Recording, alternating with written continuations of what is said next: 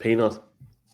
Aloha, everybody. Jeff Reinebold, and I am joined as usual. Now, I won't say always, but usual, with my partner Michael McQuaid from Ireland. Mike, how is it over in Ireland this morning? What do you mean? I'll not say always. Well, every once in a while you slip away, like you're going away to Spain, right? You're going to go do a little espionage in Spain, see what's happening at about a Madrid game, or what are we doing in Spain? That is called. Well, first off, welcoming everyone. Happy Tuesday morning on the podcast. Happy Monday night on the video. We're not live tonight, but we've got your questions, and yeah, this is called. Michael, I want to go on holiday. I'm like, oh, okay. I'll sort that out, and that's what it's called. Looking forward to it. It's not going to really impact what we do this week, apart from we'll not be live, and you know that I will guarantee you a Thursday spectacular record, whether it's live or not is TBC. But yeah, like for people that aren't aware, it's early where Jeff is, so I definitely appreciate this, Jeff, and I know people in the UK, Europe, Ireland all appreciate it. Also, hard luck at the weekend, and now you're in playoff mode now this week, yeah.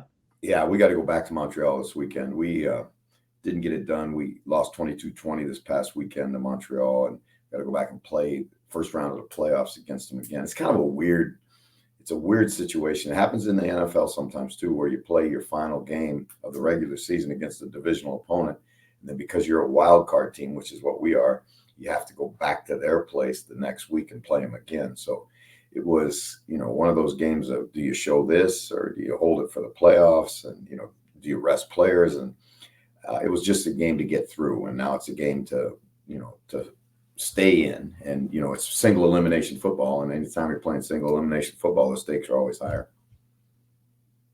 Well, obviously, Jeff, I don't want to speak on everyone, but the very, very best luck with that. 7:00 this Saturday, our time. You can watch on CFL Plus. It's the CFL divisional semi-finals, and we're wishing you the very, very best luck, Jeff. Let's start off with something that's time relevant. Sunday Night Football. I fell asleep watching the Chicago Bears last night, and I'll tell you what. Never mind the fact that the Chargers social media team is undefeated.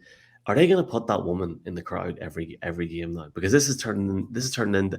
I feel how you feel about Taylor Swift now. Now I'm happy she's having a good time. Don't get me wrong, but it's like, okay, it was funny, it was cool once, and now it's like just support the team and go away. I don't know. Well, every once in a while, I think we get away a little too far away from football on the broadcast. But again, the producers are always looking for angles. Everybody's looking for a story, and I think we got to understand that and realize that the fans are part of the game. The fans are part of the entertainment of the game. So she certainly found her 15 minutes of fame, as Andy Warhol said. I seen you tweeting about Austin Ekeler last night on Sunday night. He, by his own stretch of the imagination, has not had the best season so far. Didn't have an amazing day on the run, but that was a pretty cool touchdown he scored, and that game was over the minute he scored that, wasn't it? Well, I think when you look at Ekeler, you think about this, Michael, over 400 receptions now. I mean, that's amazing. 400 receptions and receiving touchdowns. The running back position, has evolved so much. And now, especially in that offense, their run game is, him on the option route, him on the clear route, him on the, get him out in space and let him deal with, linebackers at the second level as opposed to in the line of scrimmage. And I think the spin-off benefit that's good about that is, even though it's not the traditional running game, it keeps him from those, high impact collisions where there's, 4 or 5 guys on top of him. And so I think it adds some years to a running back's career. Excuse me. Yeah, absolutely. It wasn't the best game, Jeff, to say the least. I mean, well, I'm just bringing it up because it's the first game we can talk about, which is time relevant. Well, it wasn't a great game, and the Bears struggled, and the Bears are not a very good football team. But what was your take on Tyson Bagent? Watching him, because that's such an amazing story, Mike. The kid that come out of Shepherd University, which is a really, really small Division II school in West Virginia. his dad is such a character. I don't know if you caught the interview with his father. Dad's a wrist wrestling champion, and really, really it was. I think the dad's more excited about the kid being a quarterback of the Chicago Bears in the NFL than maybe the kid is. You saw the whole. I don't know, must have been 15 or 20 of his family there at the game last night, and they're enjoying certainly the fact that Tyson is a starting quarterback for however long it lasts. He's a starting quarterback of the Chicago Bears. And he did some things, I thought there were some things that the guy did that were, pretty doggone good. He can throw from a lot of arm angles. He's got a kind of a unique delivery, which is one of the things I think that the scouts were concerned about when they looked at him prior to the draft. But he's tough, and, obviously the moment's not too big for him. He just didn't have a lot of help last night. That dropped the ball I think the thing that hurt him the most was the ball that was dropped in the end zone. That was a sure touchdown, which would have got him back in the game. And, when that didn't work out, it was really tough for him. Yeah, the Shepherd University, undrafted.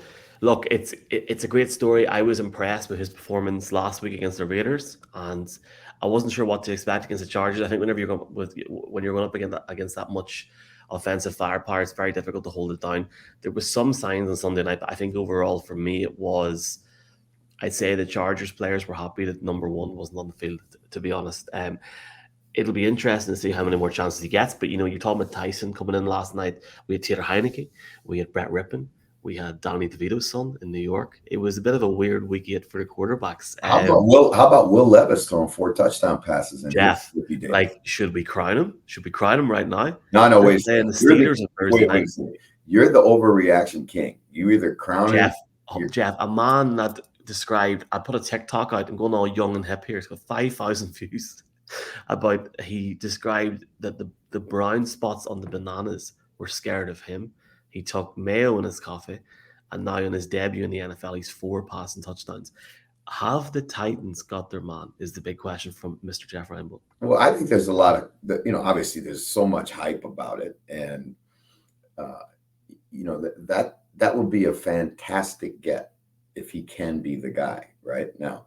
When we watched him at Kentucky, you saw some of the things that you saw last night. He's got a big arm. He's tough. He's not afraid.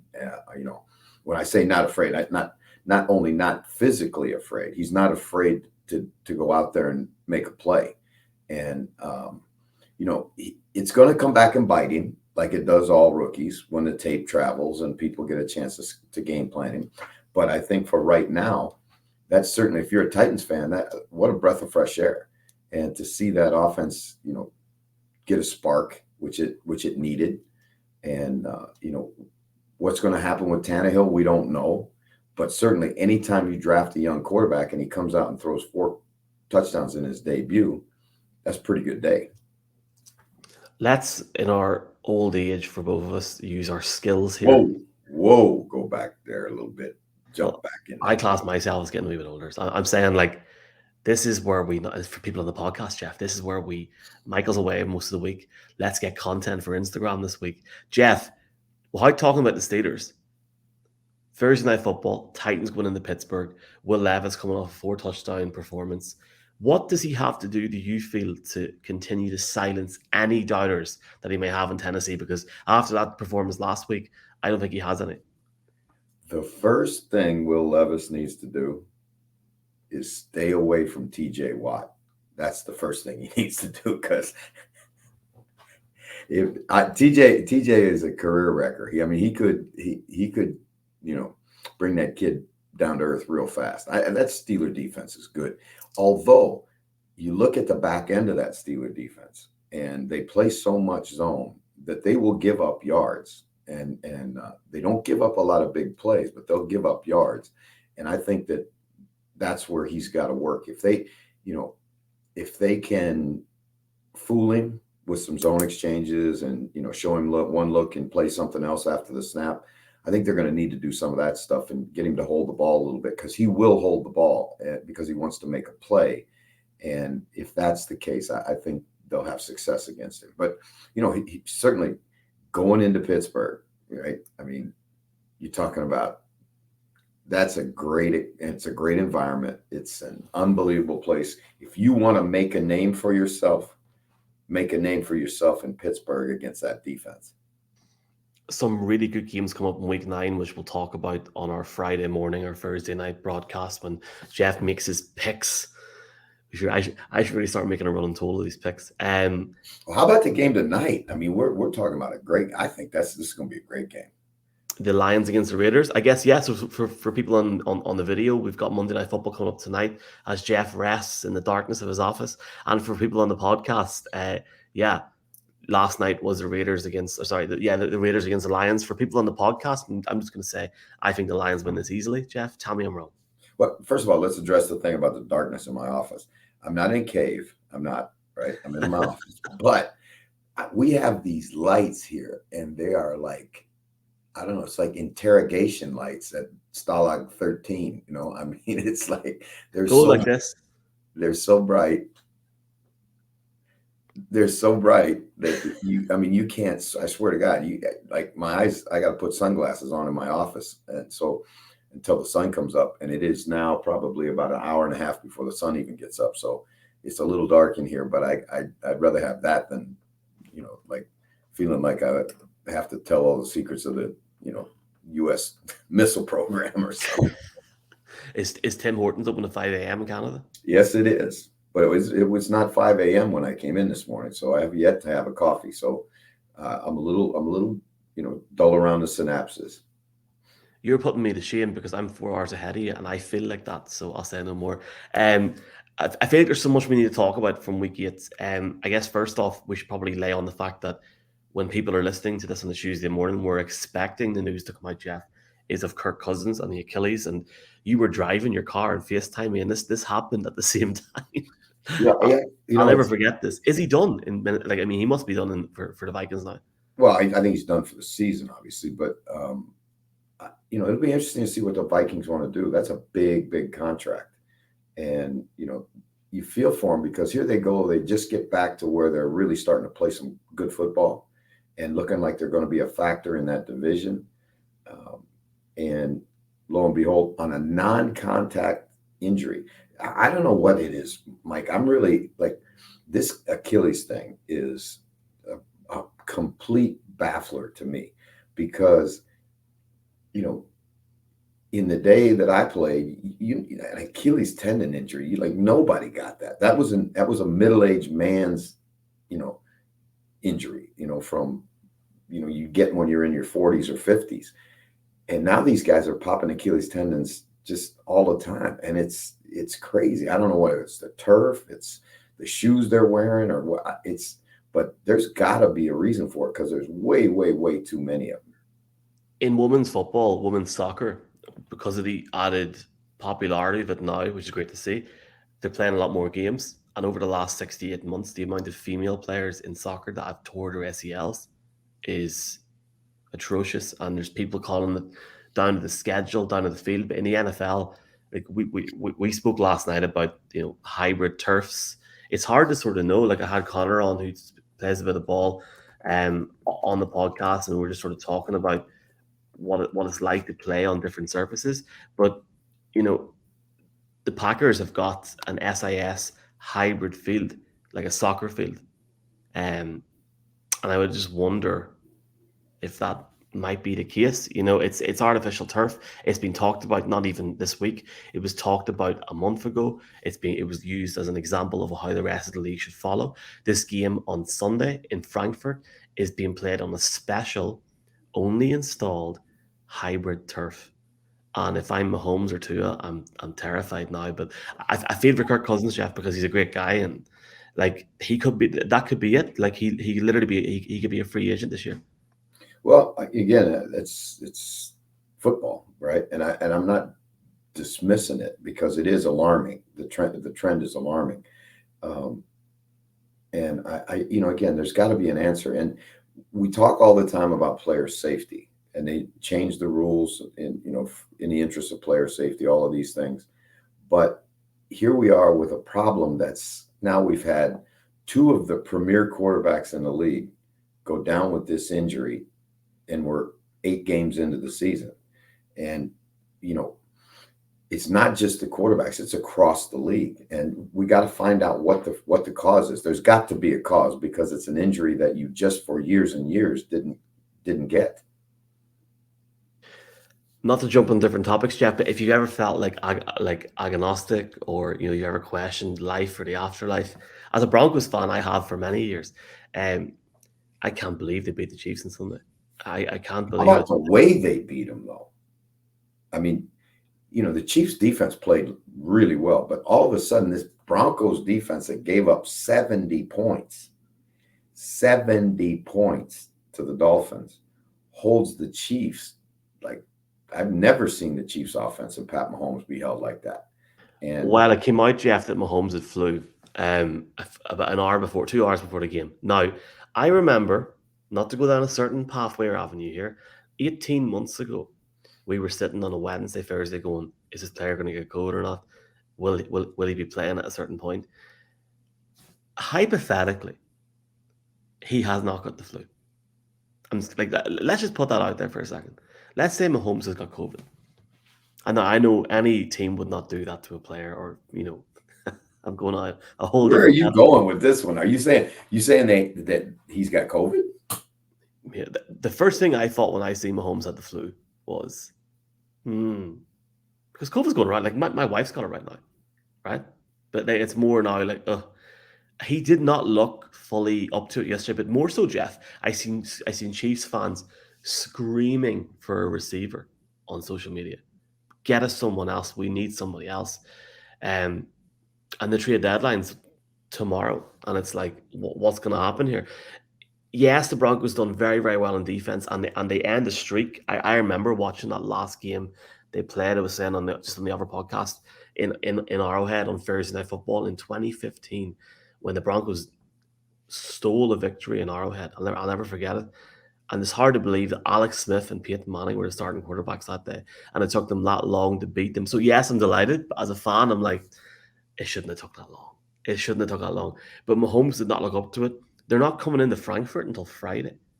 I'm just starting to put these seeds of whispers out. It's going to be interesting to see how they respond to this, how they bounce back. That's going to be a tough trip for them. That's not from the East Coast. You got to add another 3 hours of plane ride onto that trip. And I'm not a big fan of teams coming in real late for those European games. And again, Frankfurt's another hour from London. So again, it's a little different. We looked at what the Ravens did when they came in, 2 days before the game, when they played the Jaguars. Worst defeat in Ravens, in John Harbaugh's history. And then this year they came back with a different football team, stayed the whole week, and had, played really well. So I think it's a mistake to come in just a few days early. And, we'll see how the Chiefs handle it. But certainly they've got to bounce back offensively. Like you say, Mike, their receiver room has been a disappointment this whole season. They thought that the answer was to go get Mecole Hardman back. He didn't have a great game yesterday. Put the ball on the ground, and they have really, and I think this is part of the whole deal. When you look at what Tyreek Hill is doing in Miami, and you realize that you let that guy get away from you, and now you're struggling at receiver, I think the fans are going to complain about that. Let's talk about another topic before we go to questions on a separate podcast, Jeff. It was actually quite an enjoyable week 8 Sunday, because for me it was like, well, I'm not going to watch Shanahan on my sofa for at least another 3 weeks. I should enjoy it. It'll actually be the night after you're in Glasgow. linktr.ee/Reinebold Glasgow, Manchester coming up, and a plethora of Irish dates. And Jeff, you're back on the screens quite soon. Was there anything else that took your fancy from week 8? It just felt like there was so much going on. I enjoyed the Eagles game against the Commanders. It was end to end. Although you would look at the box score and think that the CJ Stroud rookie derby wasn't great, I enjoyed it. I guess we should probably talk about the Niners. Brock Purdy losing again, multiple interceptions thrown in the game, and Bengals starting to silence doubters. Jeff, just sort of wondering what your sort of feedback is, or sort of comments are on the way the Bengals went I think to Wembley Stadium. But Brock Purdy, Jeff. Yeah, it's again, this is maybe it's because I'm in the middle of it, and it makes you kind of not immune. I wouldn't say immune, but like I sometimes shake my head and go, wow, because when you're coaching in a pro season, you realize how it works, right? It goes that way. You know, we've been 15-3 and we've been 9-9, right? But every season has a stretch of adversity. Every season, you don't play well. Even great football teams don't play well, 18 or 19 or 20 straight weeks. It just doesn't work that way. You're going to face adversity. You're going to have injury. You're going to have guys get the flu. You're going to have, all of that stuff, bad weather games, and when you go through a rough stretch, and I thought Shanahan made a great point. He said the answers to our football team are all in our football team. They're not outside the football team. They're in the football team, right?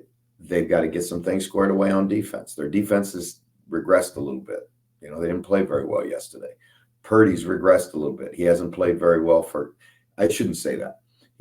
He's made some mistakes that we're not used to seeing him make, right? He's thrown 4 interceptions in 3 weeks, right? Let's put some context to it. He's thrown 4 interceptions in 3 weeks. Now, if he's throwing 4 interceptions in one game, then get alarmed, right? But the only thing he has to do is play out of it. He's got to just play. He's going to have to get his mojo back. And Mahomes was not brilliant yesterday, right? So do we all panic and say Mahomes has lost it? I mean, that's what fans do. And that's what, sometimes I just shake my head and I go, wow. But that's what fans do. No. I think what you see with the 49ers is they're not invincible, right? And we saw that with Kansas City. We saw it with Detroit. All these 5-1 teams that everybody was anointing, they've all stumbled. And now all of a sudden, everybody's saying the Ravens are the best team in football. I'm not ready to go there yet. There's a lot of football left to play. So I think everybody can just, as Aaron, to quote the great philosopher Aaron Rodgers, relax. It's gonna work itself out. I love it. I guess. Look, I agree with everything. I agree with everything you're saying completely. Okay, I'm not going to sit here and say Sam Darnold. Absolutely not. And look, everyone has ups and downs, and I think the way that you illustrated that is great. I guess, Jeff, and if you're not sure, we can edit this out. But do you know if the CFL's got like a sort of different approach to the concussion protocol? I just, if he had took a hit yesterday, it's like, but I feel for him because I feel like the discourse now in San Francisco is a situation where he now goes into a bye. They play the Jaguars after the bye. It's a huge game for the Niners in 2 weeks' time. Obviously, for a neutral, it's going to be great crack. Very, very excited for it. But it just feels like, yes, the concussion protocol was followed, and he's saying he felt 100%. But I don't know, he just didn't look 100% on Sunday, and I sound like a worried parent saying that. The Bengals, Jeff, and to give them props because we haven't even talked about them, they were so good. Like Joe Burrow was absolutely superb on Sunday, and they shut a lot of people up, including me, who had completely written them off. And I think back to what you said, the whole cycle of positivity and negativity. Yeah, well, like I said, he was hurt in training camp. He missed a lot of reps in training camp, and it took time for him to come back from that leg. What you saw yesterday was real Joe Burrow. I mean, he kept plays alive, but he's athletic enough to do that. You don't think of him as a great athlete at quarterback, but he's athletic enough to do that. He's got a big arm. He's got good receivers around him. He and Jamar Chase they have amazing chemistry. But I thought the one that impressed me the most in the game was all of a sudden T. Higgins was back in the scene, right? And that's important because,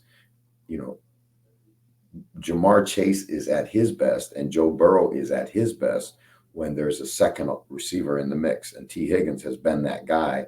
And to see him come up, play as well as he played yesterday, I think that's great for Bengals fans. You got to be excited about that.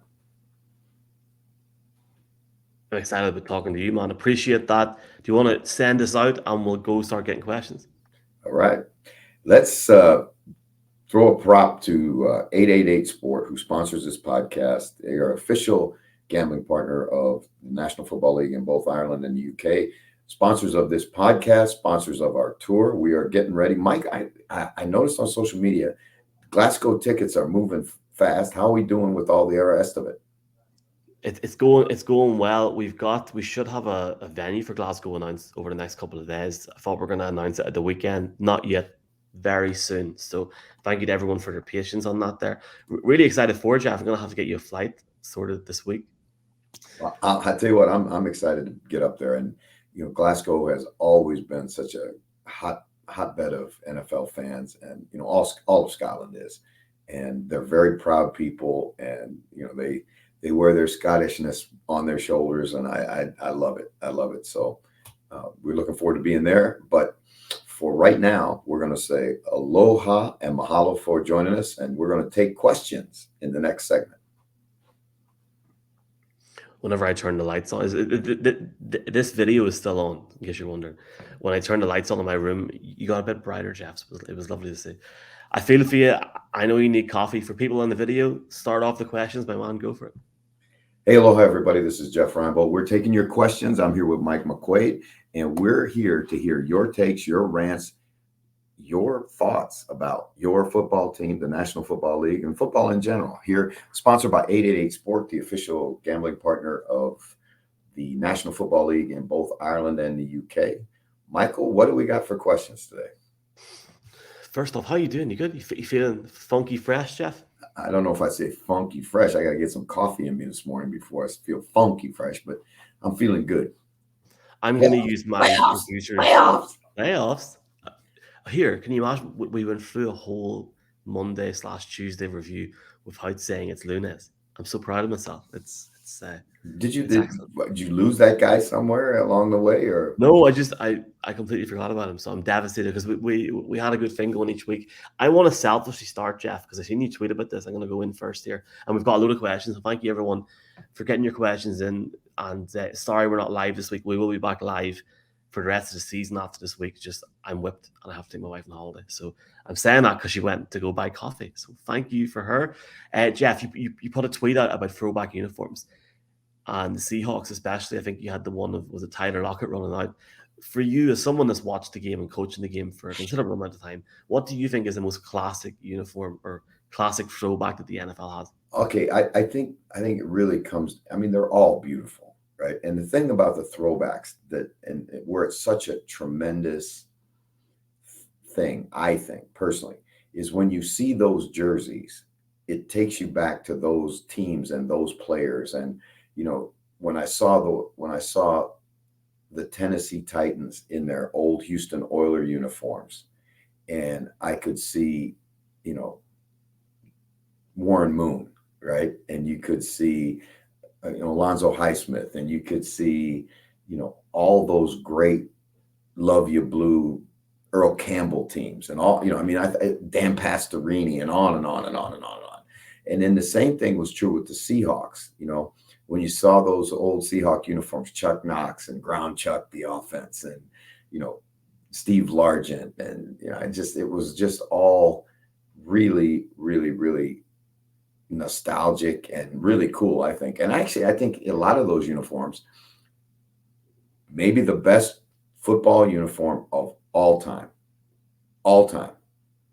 right, is the old Tampa Bay uniforms. Everybody calls them, right, okay. Everybody calls them the creamsicles. I think that does them a disservice. I'm not going to call them the creamsicles, but those old Tampa Bay uniforms with Billy Buck on the helmet, and you think about Ricky Bell, and they were the worst team in football. I think they went 2 seasons without winning a game, and then came back, and Doug Williams and Steve Young, and all the like, people don't associate at all like most of the young fans may even know who Steve Young is as a Hall of Fame quarterback, but they don't know he started his NFL career with the Tampa Bay Bucks and was a bust, Mike, a bust. And then went to San Francisco, backed up Joe Montana, and then became a legend. So, there's so many stories in those uniforms. So when you see those old uniforms, it really takes me back to those days. And you talked about the other day, you like those newfangled, Indiana Knights or whatever that was the worst. Indiana Knights. I know. Look, I like them. They're obviously not a throwback jersey. Uniform in history, right? Because when you put on the Colts, right, from the Burt Jones era, when they wore their white uniforms, they're white on whites, beautiful, beautiful. Indiana Knights, awful.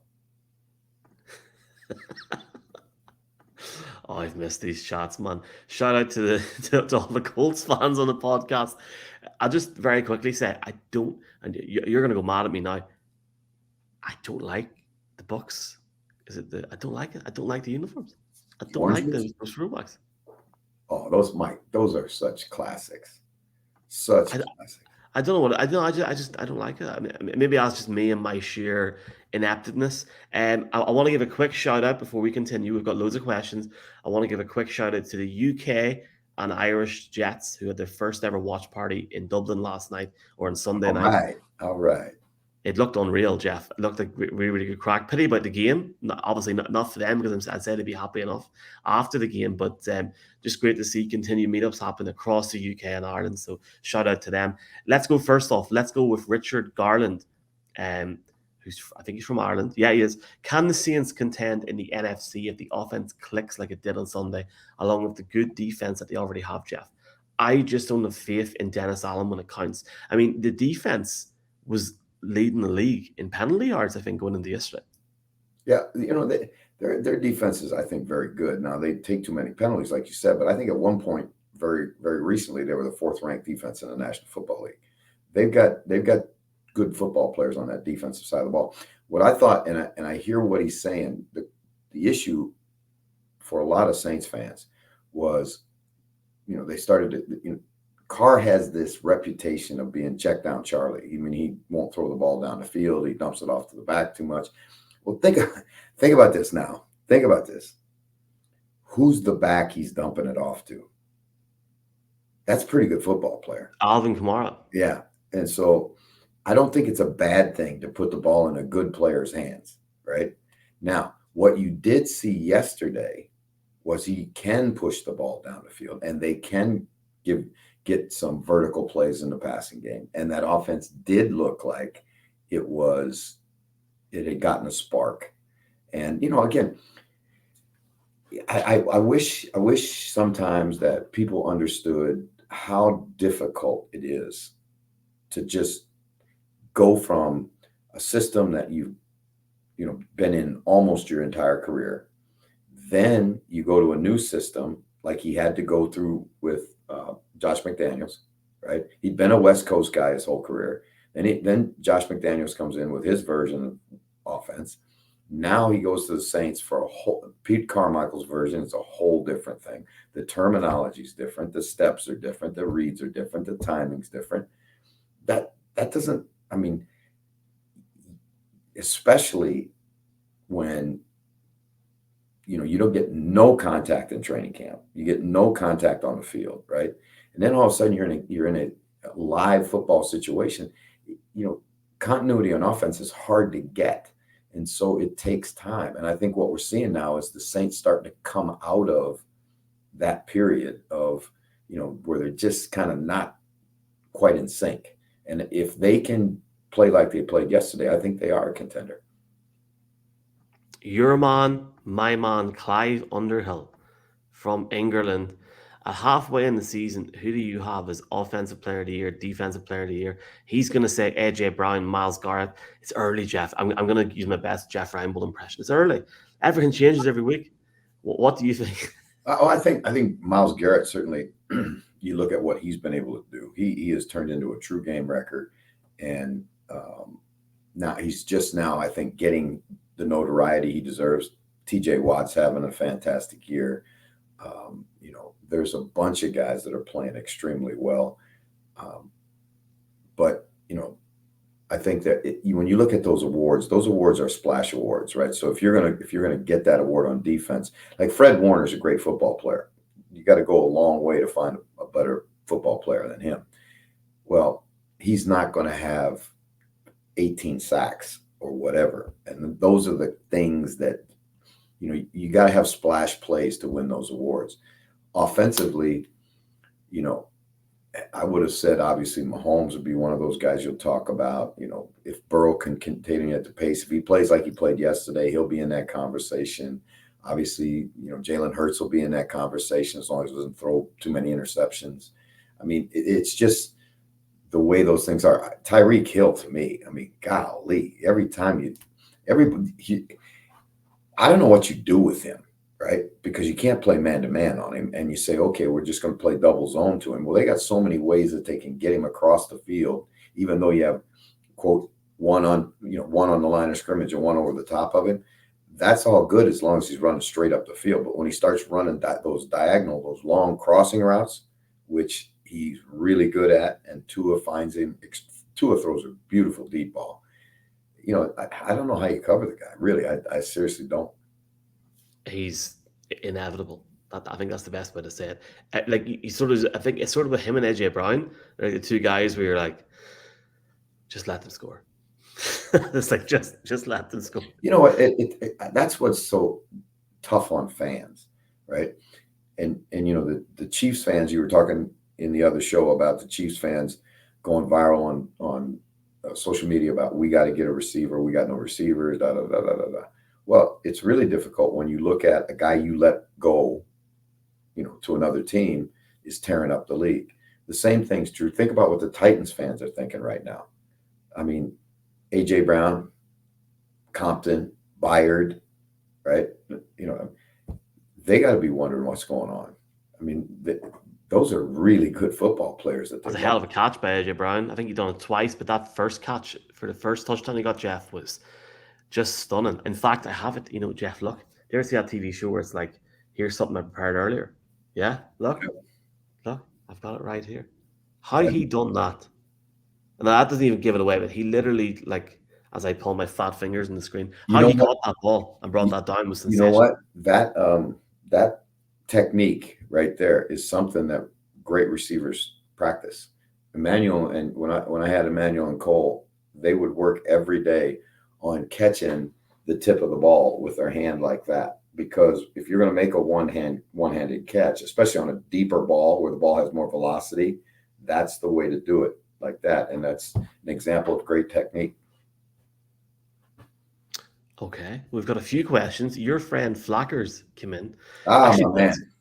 I put the question. I put this out on Twitter. I'll bet Flackers is bleeding today. His 49ers have lost 3 straight. He's got to be in pain. No comment. Shout out to Flackers. Shout out to the Irish faithful as well.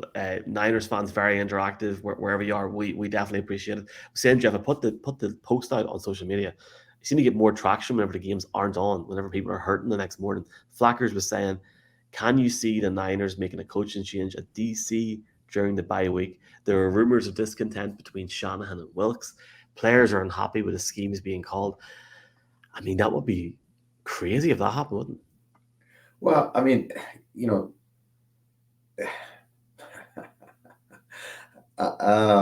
would it be crazy? Yeah, it'd be surprising. It wouldn't be crazy, right? You never know about the dynamics in the building. There is a tremendous, again, let's deal with first of all, the personalities in coaching. Most of them alpha males. Most of them like having their way. Most of them, very stubborn, right? So personality conflicts happen all the time. There is friction. There is, let me just say it this way, very animated discussions sometimes, and sometimes those can go too far. And so I get it. But I think that would be a drastic move unless there's somebody in the building that, Shanahan feels could do a better job. Here the rumors, the whispers of discontent amongst the players, that's always going to be there because no player is ever happy with his role. No player is ever happy with, there's always something they can bitch about. The reality of it is when you lose 3 straight, all of that stuff gets amplified and gets a voice. And if you don't curb it, it can be a problem. I think that the bye week will do them very, very much good. Get away from each other, get away from the building, recharge your physical batteries, recharge your emotional batteries, and come back and get ready to play the second half of the season. Shout out to Flackers for that, and shout out to Connor McSweeney from the Irish Faithful asking the exact same similar questions. So Connor, I'm not going to ignore your question, but there's no point. Jeff's answered it. Would you describe yourself as that? Alpha male? Like I would describe myself as having a strong personality. Let me put it that way. Sometimes I don't play well with others, Michael. I'm just going to go off mute and say you're the GOAT. But thank you very much. Incredible. Thank you so much. Hey, look, it's bad that I have a coffee before Jeff does, so we'll probably move on. Shout out to my wife who's just bought me a coffee. I feel bad, Jeff. If I could transfer this to you over the computer, I would. Sorry, man. You are killing me. Killing you or killing it. Tip the Bengals. Ironically, it's from Tipperary. Have you ever been to Tipperary before, Jeff? No. Are we going there too? I don't know. We'll probably go around it. I think we drive past it at some point. I need to sort this out. But we're going. I can't wait. Should the Bengals trade for a tight end? It would be out of character, Jeff, but currently they're getting 0 out of the room in regards to passing. I literally just put a thing up there now, Jeff, on, I'm 32. I'm not that young. I'm not that young and hip on social media anymore. On Instagram, Joe Burrow had 28 of 32, 87.5% completion, 283 passing yards, 3 touchdowns, 0 interceptions, and 134.8 passer rating against the Niners. And yet the Bengals fans want tight ends. Should they just be happy enough, or do you think they can keep going? No, I think balance, right? And I think we may have talked about this on the show last week. Let's talk about balance in your offense. Balance in your offense isn't 50-50 run and pass. Balance in your offense is when you get touches from all the positions. And tight end is a critical position. And when you look at what's going on in the league right now, there's some really good tight end play happening. Cole Kmet had 10 catches and 10 targets, in the Bears game Sunday.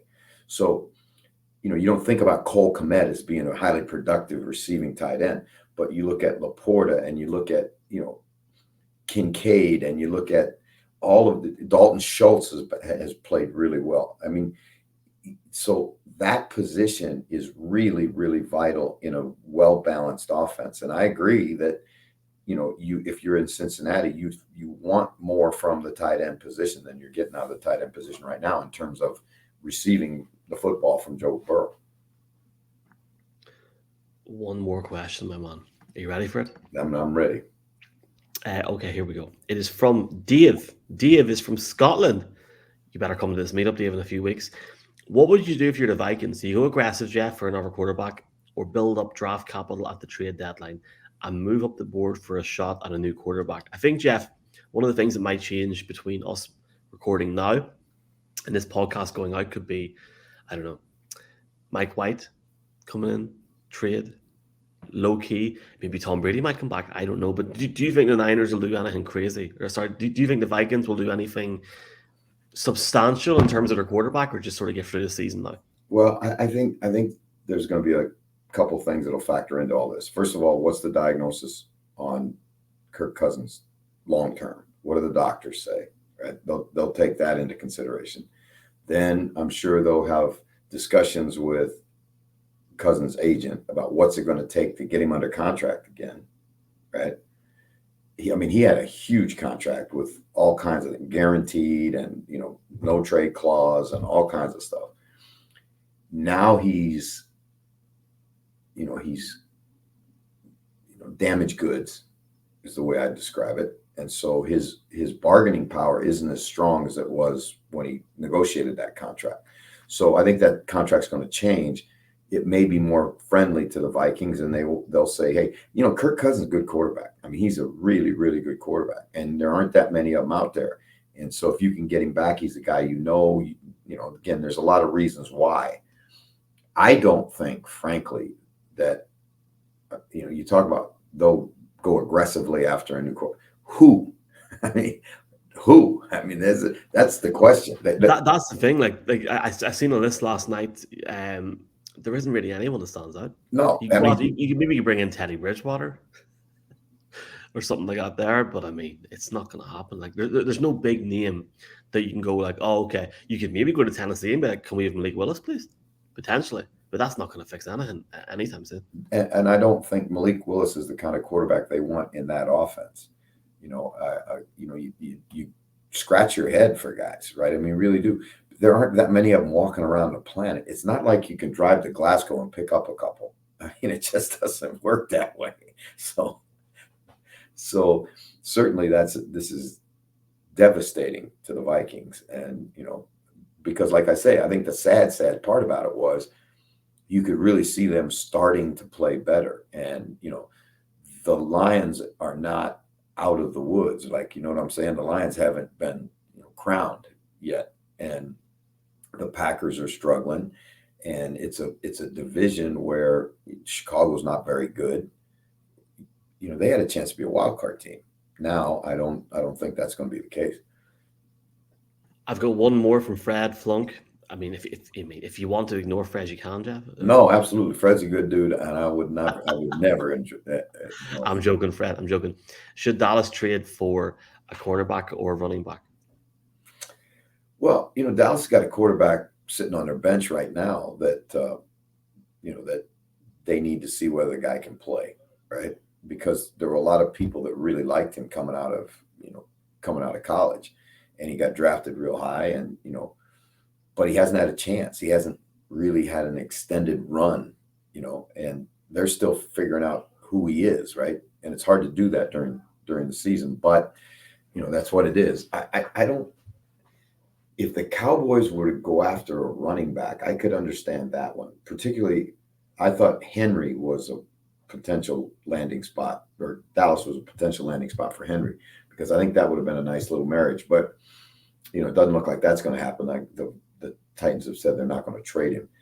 You're on the clock, Dallas. You got 48 hours, and if you don't get it done, you're going to go through the second half of the season standing pat, and that's not all bad. I mean, Pollard, they've got a decent room. It's just they don't have that cachet, that name guy, right? But I'm not sure they need it. I mean, the Cowboys, as long as Dak's not throwing interceptions, they got a chance because that defense can play. I agree, Jeff. I agree. Can I thank you publicly for your earliness this week? Really appreciate it. I know I put you under pressure. Publicly, how's your week looking? Have you got time on Thursday? Playoffs? Yep, I'll have time Thursday afternoon. Obviously, today is a big day because it's game plan day, and you got to put the game plan together today, and then day one will be tomorrow, Tuesday, day two to Wednesday, day three, Thursday. Day three is kind of that's when you start to taper off. Friday's a walkthrough, get on an airplane, fly to Montreal, play on Saturday, and hopefully get a chance to keep playing. Well, wish you the very, very best of luck, Jeff, and I know everyone over here will as well.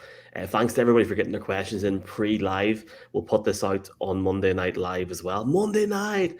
And for people on the podcast, enjoy your Tuesday. Jeff, thank you so much. Do you want to see us out before you get a little... Yes, I do, and I want to say thank you. 888 Sport, the official sponsor of the Jeff Reinebold Show and the official gambling partner of the National Football League in both Ireland and the UK, and additionally, sponsor of our tour, which is coming up. So if you haven't, get yourself a ticket to come talk ball with us. It's going to be a lot of fun, an interactive evening of football, and hopefully a chance for us to do something good for the football community in your town. So aloha, and thank you very much.